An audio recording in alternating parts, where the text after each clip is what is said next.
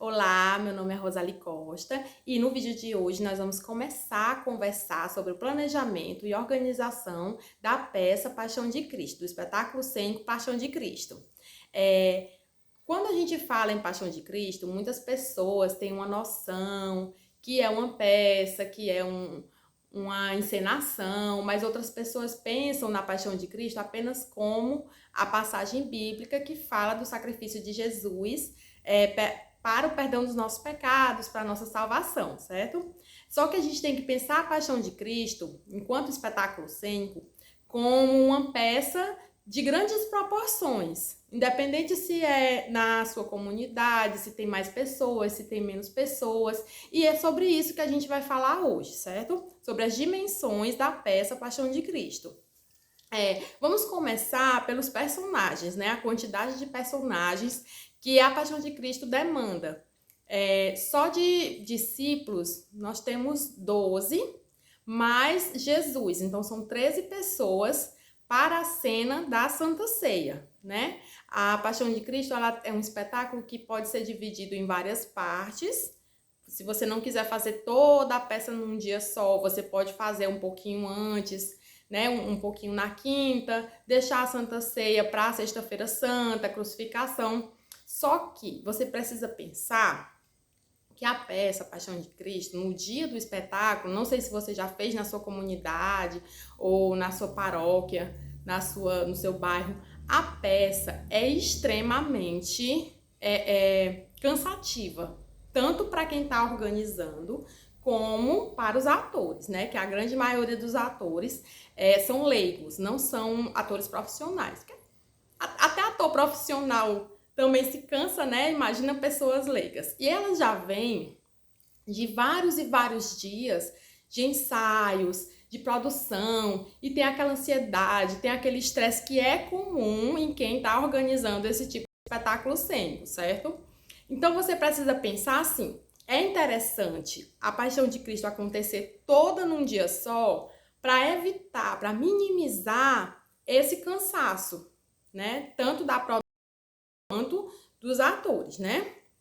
Então, se você for fazer a paixão, se você estiver pensando em fazer a Paixão de Cristo da sua comunidade num dia só, eu posso dar algumas sugestões de qual momento você pode começar a sua peça, certo? Eu já vivenciei, não só vi, mas também vivenciei, né, nas peças que eu já fiz parte, em que a Paixão de Cristo começava no batismo de João, que é um momento muito antes, né, para que você possa estar começando a sua Paixão de Cristo. Também já vivenciei do momento em que Jesus é traído, né, que os fariseus começam a discutir a possibilidade de prender Jesus, a possibilidade de corromper algum discípulo dele para entregar a localização dele, né, que é o Monte das Oliveiras. Então, assim, quando você for pensar em fazer a sua Paixão de Cristo aí no seu bairro, na sua comunidade, tenha sempre um ponto inicial que seja mais próximo de todo o acontecimento, da Santa Ceia, da prisão de Jesus, do Monte, quase não sai, do Horto das Oliveiras, né? Do Monte das Oliveiras. Desculpa, gente. E você tem que pensar que é uma peça muito longa também.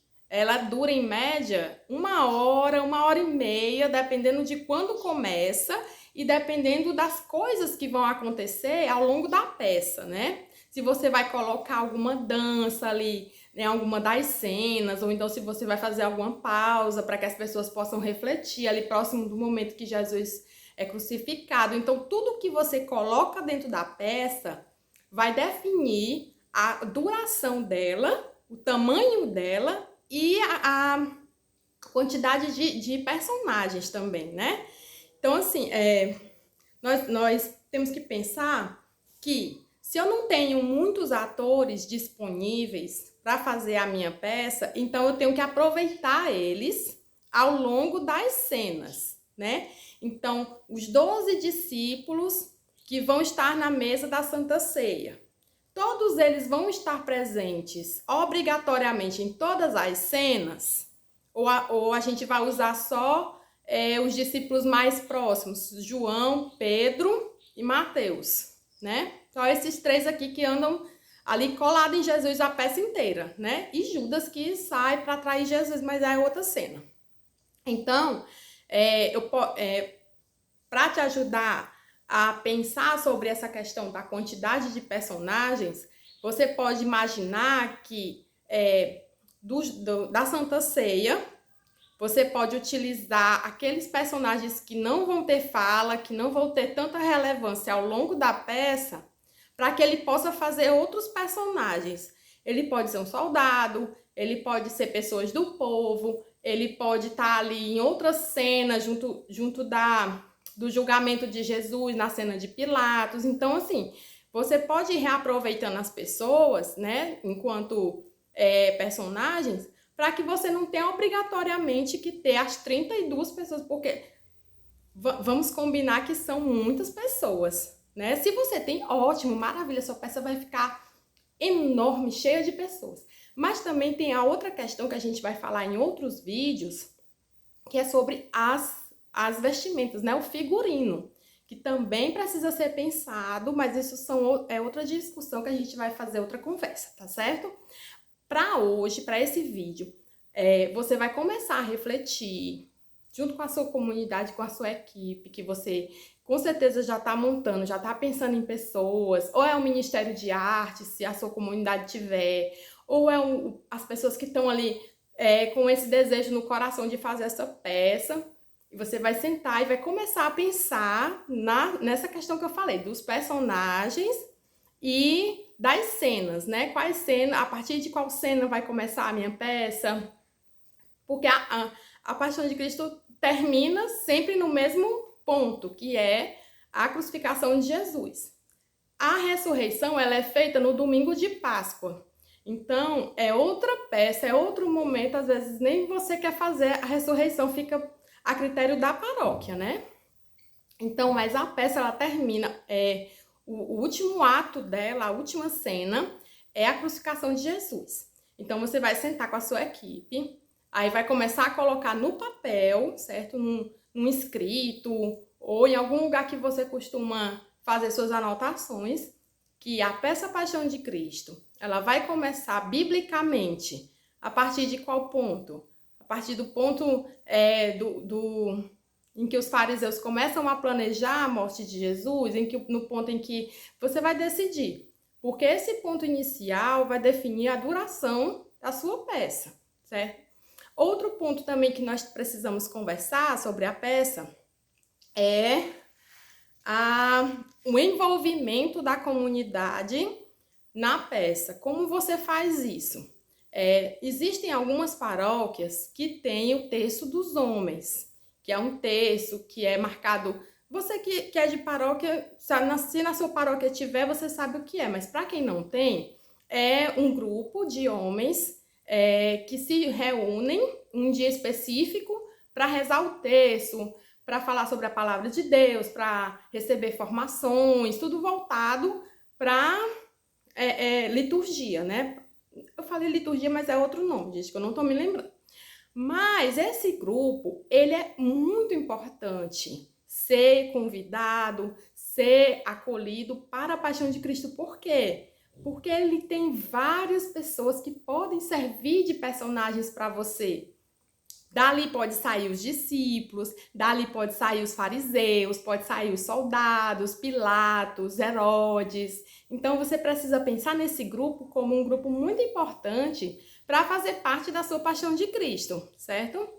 Então você vai chegar para eles, você vai falar que existe essa ideia de fazer essa peça, e aí você convida eles para uma reunião, você explica tudinho, as pessoas interessadas, você explica como vai acontecer e tudo, e aí você vai envolvendo as pessoas da comunidade, que aí junto desse grupo de homens também vem a família deles, vem a esposa, algum filho jovem que queira participar, e aí você já vai agregando mais pessoas de personagens para a sua peça, certo?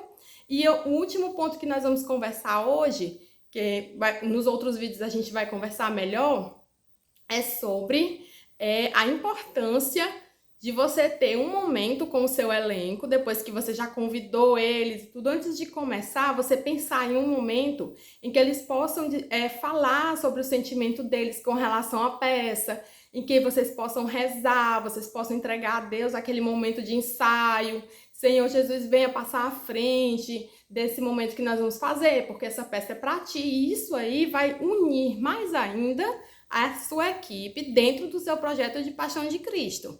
Porque, afinal, toda essa peça, toda essa evangelização é para atrair mais pessoas, é para a honra e glória do Senhor Jesus. Então, não tem sentido vocês fazerem ensaio, fazerem reunião, fazerem tudo se não for para evangelizar, se não for para Jesus. Então, vocês, antes de fazerem a reunião, antes de conversar com as pessoas, antes de fazer qualquer coisa, se reúnem, façam a oração e aí sim podem começar o trabalho, porque aí o Senhor Jesus vai guiar vocês e vai dar, com certeza, tudo certo.